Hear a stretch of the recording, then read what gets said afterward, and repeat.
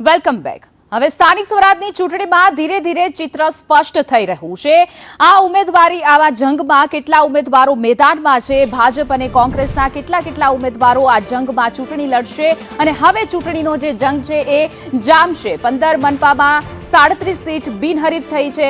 15 મનપામાં 134 form જે છે એ પરત ખેંચાઈ ચૂક્યા છે, જ્યારે 34 જિલ્લા પંચાયતમાં 249 ફોર્મ પરત ખેંચાઈ રહ્યા છે। ત્યારે કયા જિલ્લા અને નગરોમાં કેવી પરિસ્થિતિ છે એ જાણવા માટે અલગ અલગ વિસ્તારમાં અલગ અલગ જિલ્લા અને તાલુકામાંથી અમારા રિપોર્ટર્સ જોડાઈ ગયા છે। ત્યારે મહેસાણા જશું, મહેસાણાથી અમારી સાથે પાયલ યાદવ જોડાઈ ગયા છે।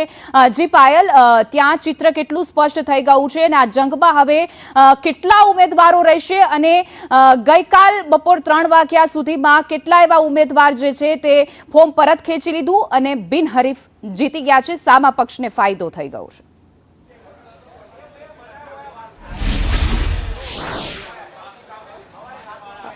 ચોક્કસ જે પ્રકારે વાત કરવામાં આવે તો મહેસાણા મહાનગરપાલિકાનું ચિત્ર જે છે તે સ્પષ્ટ થઈ ગયું છે।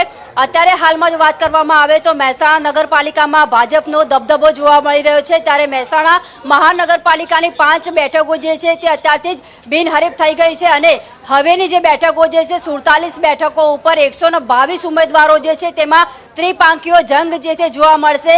ભાજપ, કોંગ્રેસ અને આપ આ ત્રણેયનો ત્રિપાંખીયો જંગ જોવા મળશે, જ્યારે મહેસાણાનું રાજકારણ જે છે ગરમાયું છે તેને લઈને અનેક ઉમેદવારો જે છે તેમને ફોડવાના આક્ષેપો સાથે અને તમામની વચ્ચે હવે મહેસાણા મહાનગરપાલિકા પ્રથમ ચૂંટણીમાં જ 5 બેઠકો બિનહરીફ કરી ચૂકી છે, જ્યારે હવે 47 જે સીટો છે તેના માટે 122 ઉમેદવારો જે છે તેમનો ત્રિપાંખીયો જંગ જામવાનો છે।